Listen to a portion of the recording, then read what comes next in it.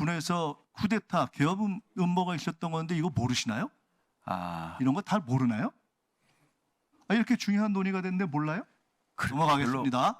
후보자 장관 되신 다음에 계엄 발동 건의할 생각은 없으시죠?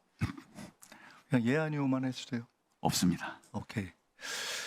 어제 이재명 대표가 계엄 얘기한 것에 대해서 대통령실에서 말도 안 되는 거짓 정치 공세다. 이것도 당연히 동의하시겠죠? 네. 그렇게 얘기한 이유는 윤석열 정부는 계엄을 안 할 거다. 해도 국회에서 바로 해제가 될 거다. 그겁니다.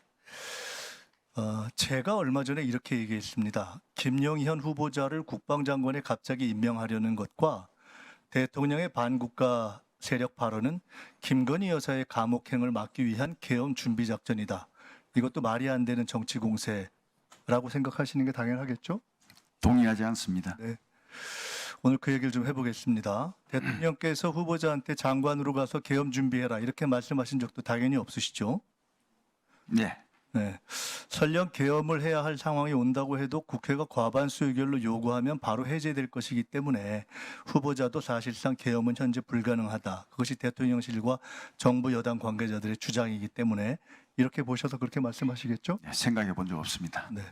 생각해 보신 적이 없는 것이 아니라 계엄이 불가능하다라고 주장을 네. 하고 있지 않습니까? 헌법 제77조에 보면은 국회가 제적의원 과반수 찬성으로 계엄 해제를 요구하면 대통령을 이를 해제해야 된다. 대통령실이 이 조항을 정확하게 지정한 겁니다. 맞죠? 네. 국회의원에게는 불체포 특권이 있기 때문에 계엄이 발동돼도 국회의원들이 국회에 모여서 해제를 요구하면은 계엄은 해제됩니다. 이것이 100% 진실이면은 대통령실 얘기가 맞고요. 이재명 대표 얘기는 거짓 정치 공세고 괴담이 됩니다. 근데 계엄법 제13조에 보면 여기 PPT를 중간중간에 제가 이건 띄우라고 안 했군요. 계엄법 13조의 국회의원 불체포 특권을 보면은 계엄 시행 중 국회의원은 현행범인 경우를 제외하고는 체포 또는 구금되지 아니한다 이렇게 돼 있습니다. 그 얘기는 뭐냐면 국회의원들이 계엄법상 현행범으로 현행범입니다. 또는 구금돼서 계엄 해제 의결을 과반수로 만들 만큼 참여하지 못한다면 지금까지의 이야기는 다 바뀌게 되는 것입니다.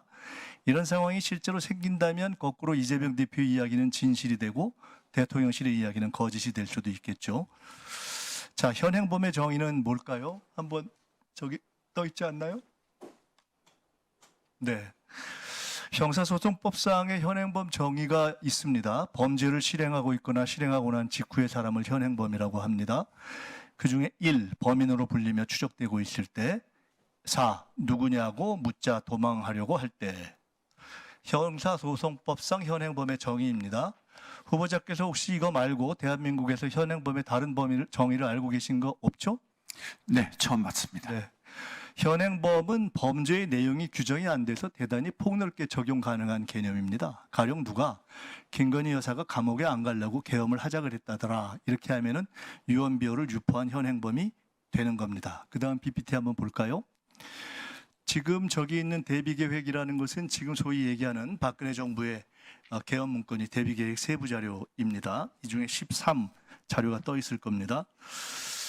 2017년에 만들어진 박근혜 정부 계엄 문건 정확한 명칭은 대비계획 세부자료 13은 여소야대가 국회가 계엄 해제를 시도할 경우에 대비한 조항입니다. 그중에 맨 마지막을 보시면 집회 시위와 반정부 정치 활동을 금지한 포고령을 선포하고 위반 시 구속 수사 등 엄중 처리 관련 경고문을 발표해서 합수단은 불법 시위에 참석하거나 반정부 정치 활동한 의원을 집중 검거 후 사법 처리해서 의결 정족수 미달을 유도한다. 이렇게 적시되어 있습니다.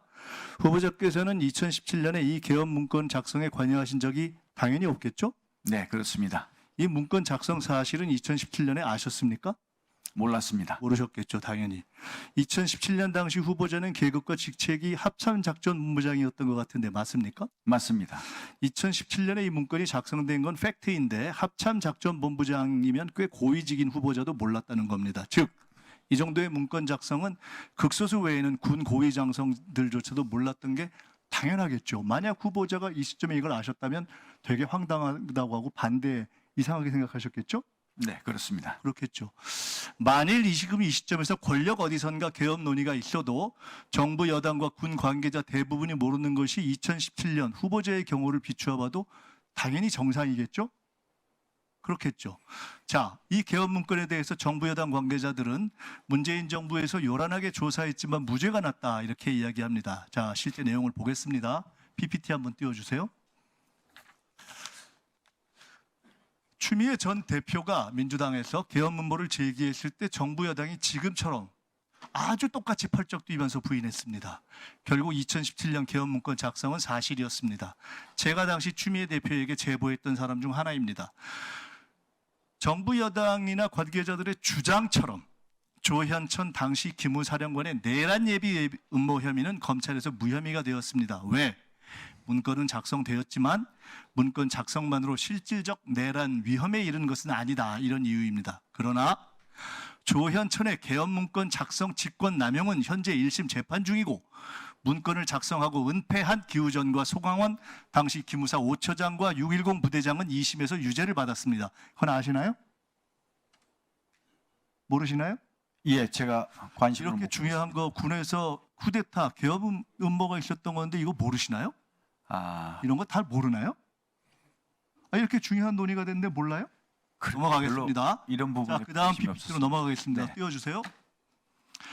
국가 비상사태가 발생하면 국방부는 계엄 선포 요건을 검토해서 대통령에게 건의하고 국가안보회의와 국무회의 심의를 거쳐 선포합니다. 즉 계엄 선포 검토도 건의도 국방부 장관이 하게 되어 있죠. 이건 아시죠?